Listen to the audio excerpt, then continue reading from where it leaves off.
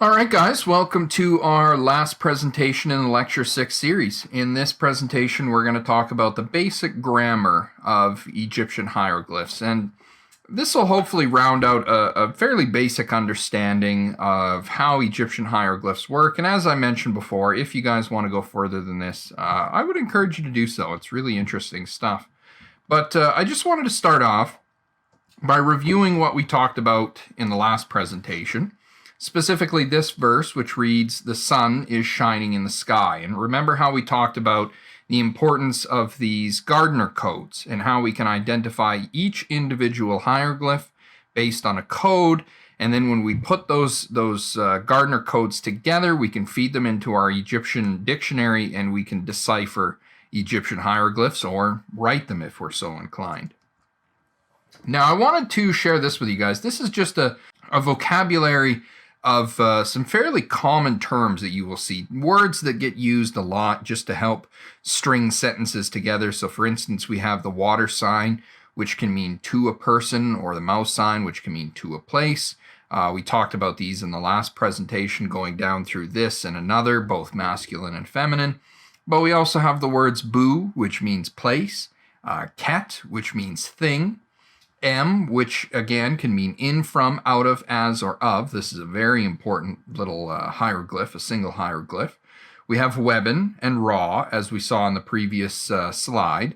And we can see here how ra can come in two varieties. You have it with the deity ideogram, or you have it with the solar disk ideogram. And so in this context, it would mean the sun god, and in this context, it would simply mean the sun. Then we have pet for the sky, usheb for answer, and then we talked about in the alphabet how there's z or zet for man or woman, or rechu for people. U is a fairly important word to know. This is the verb to be. For those of you who are familiar with the Latin languages, you needn't worry. There's no conjugating verbs in order to adjust them for the nouns. Anybody who speaks French or German will know, or Spanish will know what I'm talking about. Then we have jed, which we mentioned as well. And this is referring to speak or to say. Gur is to be silent. Rek is to know. Kem is not to know. And then we have a couple more examples here. Ptah is an example of the name of a deity, or Ren and Hene. Now, Hene is about the closest thing you get to the Egyptian word and. There is no and word in Egyptian, so Hene is about as close as you get, but more often than not, you'll see that in Egyptian writing, they don't bother with the word and or even hene. They don't include anything like that. We have to fill it in really as a function of the English language. So here I wanted to go through a couple of examples with you guys just to see how this works. So here we have some passages written in Egyptian hieroglyphs. Now, if you wrote down the words that we just saw on the previous slide, this should be fairly easy for you, but even if you didn't, it'll still be cool to go through this and see how it works. So we can see here that we have a reed leaf and then the little quail chick. This is going to be you, the verb to be. Then we have pt and h, ptah, followed by the deity determinative. So this is telling us that this is the god Ptah. And then we have the M, owl, which is in, as, from, or of.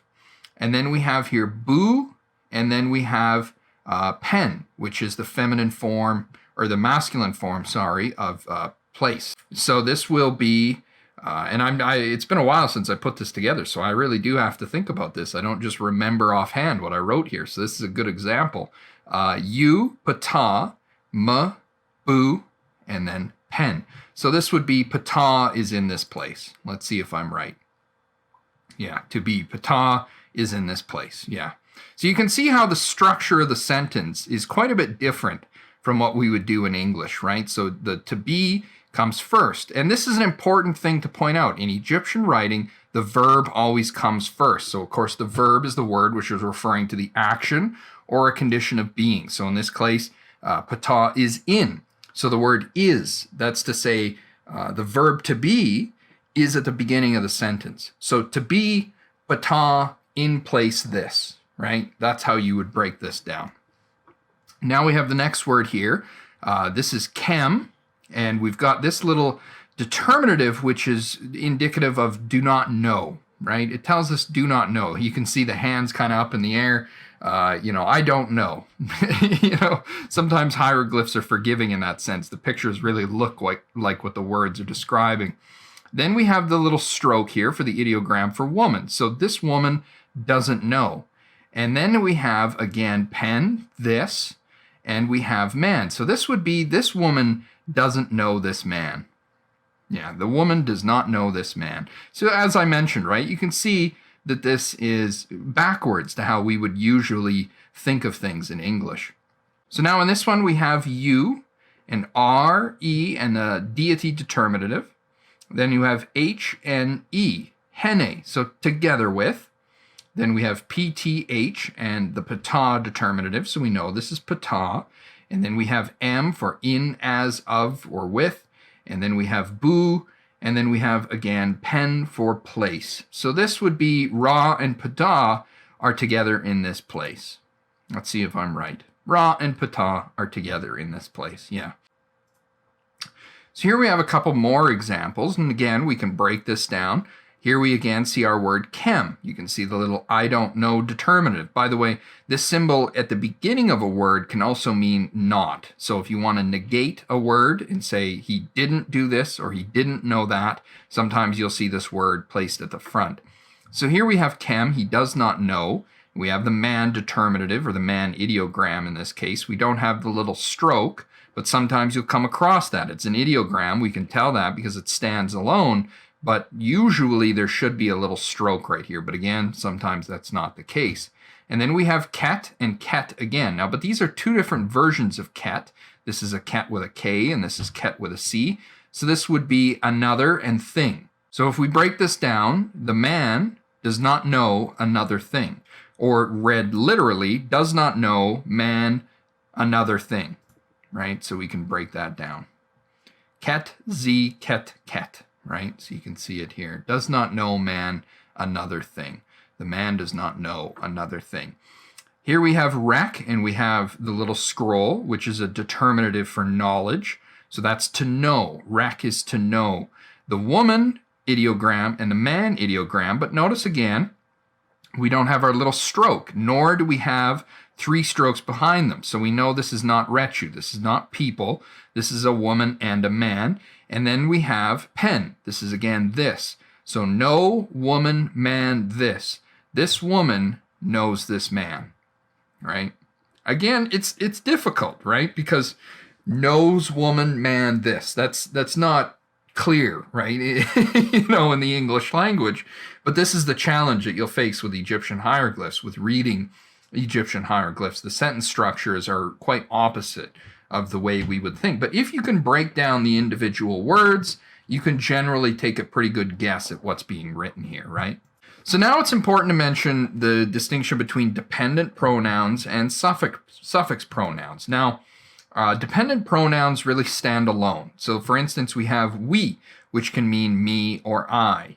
Chu, which can mean you, masculine, or chen, you, feminine. Su is him, it, or he, masculine. And say is her, it, or she, feminine.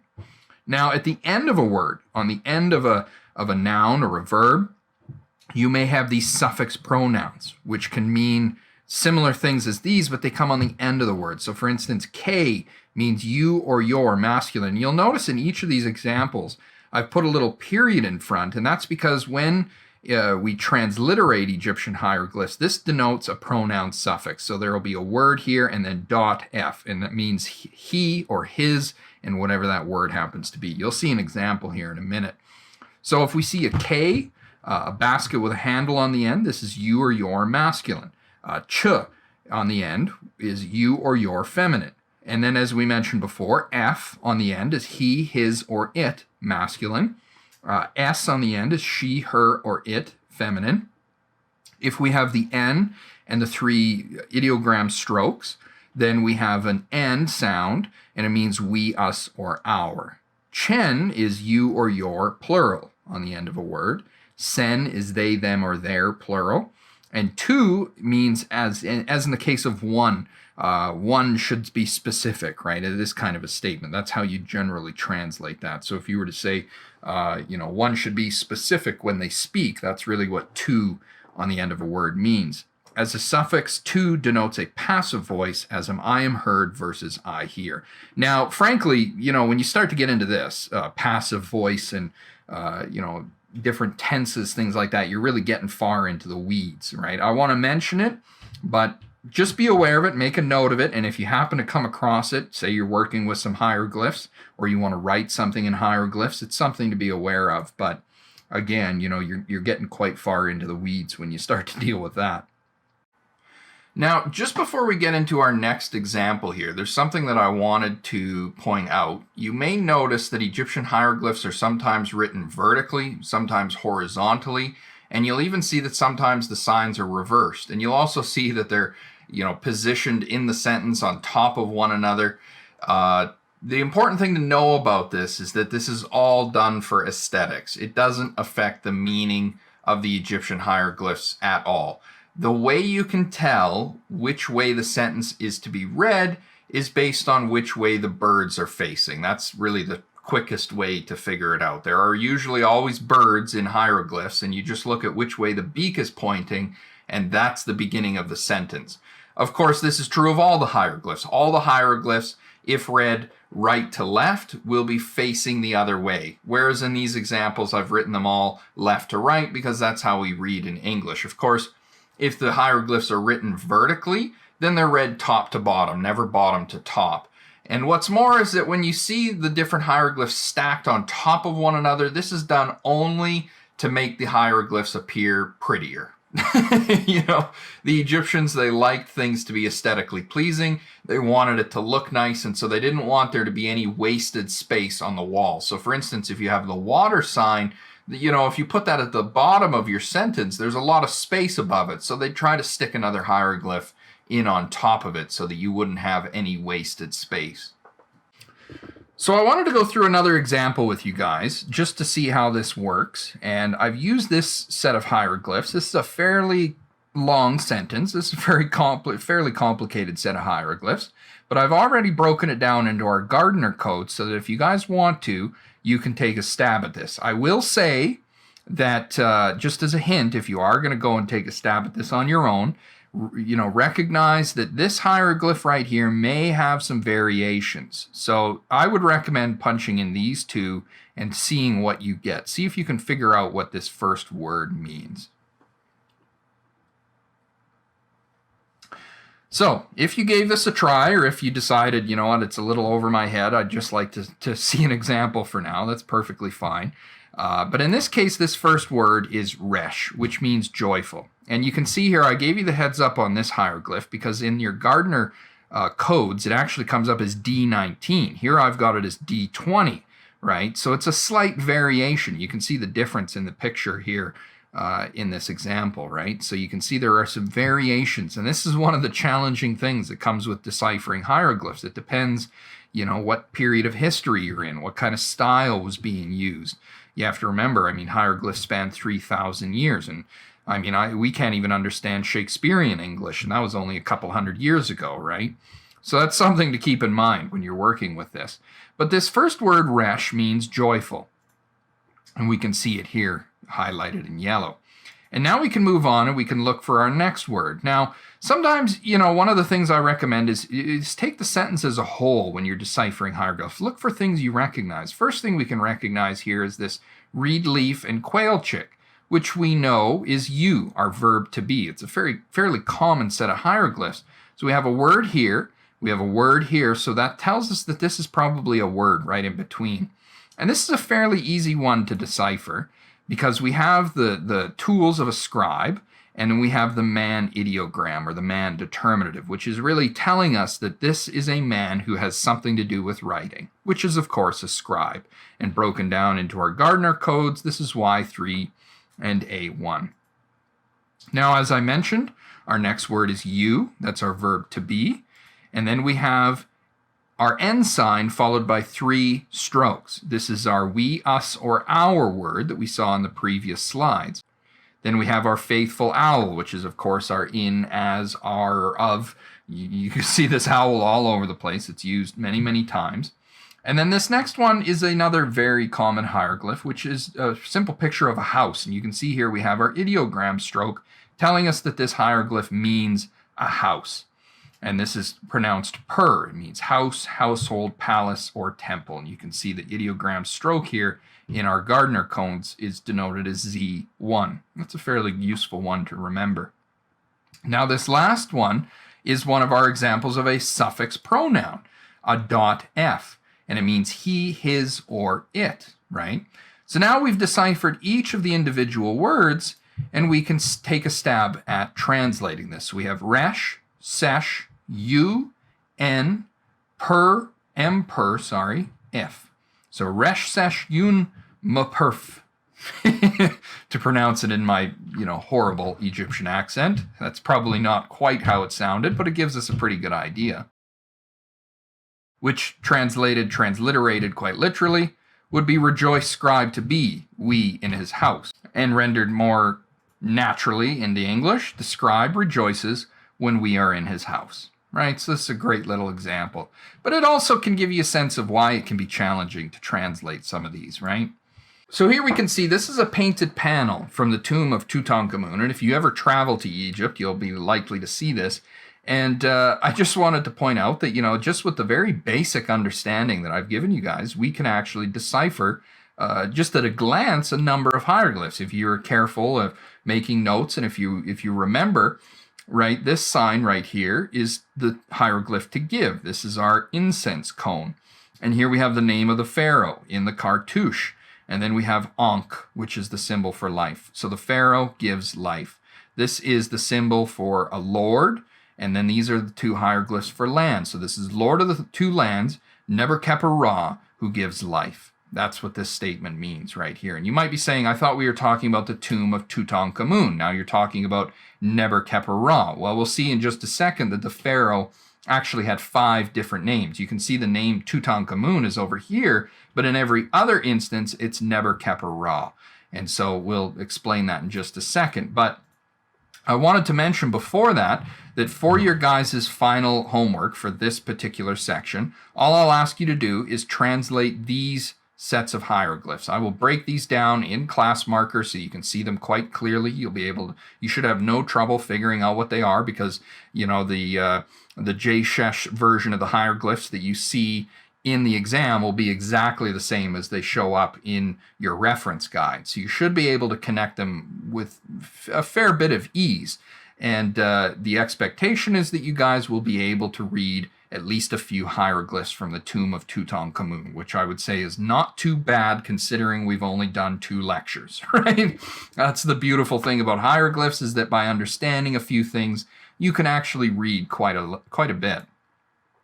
Now, I mentioned before that the pharaoh had 5 names. His Horus name, the king of Upper and Lower Egypt name, the golden Horus name, and the prenomen and the nomen. Now, for our purposes, the nomen and prenomen are the most important. Usually, when we talk about a pharaoh, we refer to him by his nomen. And you can see here 2 images taken from the previous slide, but I've also broken them down using our J-Shesh software so that we can read through these.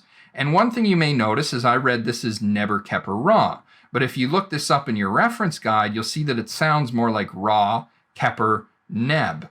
And then we have the plurality here of 3 strokes. If you see these 3 strokes, it generally means a plurality. So in the case of Rechu, like we talked about earlier, it means people. Or in the case of we, us, or our, these 3 strokes follow the water sign, right? So this usually denotes a plurality. But the pronunciation is Neber-Keper-Ra, and the reason for this is because the names of the deities would always be placed first in the cartouche out of respect for the gods. And so it was understood by the Egyptians that you would read based off the first letter and then go back to the names of the gods. So Neb-Keper-Ra, Neb-Keper-Ra. You have to kind of read it backwards. But this is the nomen, or the prenomen, of Tutankhamun.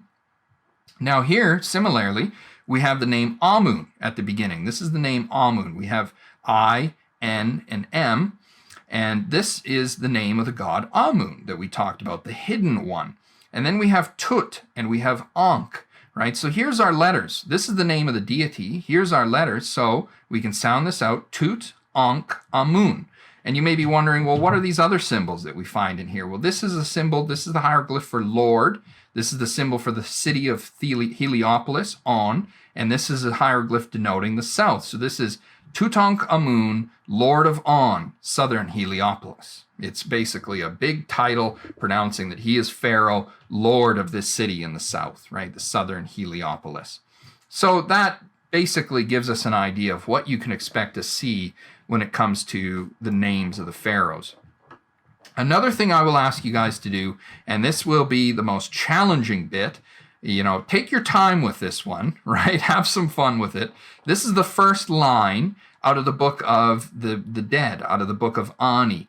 And I'm not going to give you guys any hints on this one, right? Before you do your exam, maybe take a screenshot of this, scribble it down somewhere, right? And take your time with it, come up with what you think it says, and then when we do the final exam, you'll have 4 different options to choose from, and you select the one that you think is the most appropriate translation of this section of text. This will take you some time. It should take you some time. If you whiz through it too quickly, then I've kind of failed in my attempt to give you guys a challenge. But why this is so great is because it's an opportunity for you guys to really translate Egyptian hieroglyphs. This is the real deal. And if you can do it using the quick reference guide and the dictionary that I've given you guys, then you've successfully learned how to read and write in Egyptian hieroglyphs. And I'm hoping this isn't too overwhelming, but I think you guys can manage it. If you work through it, you can work it out. But that will be the final exam. And as always, guys, thanks for watching.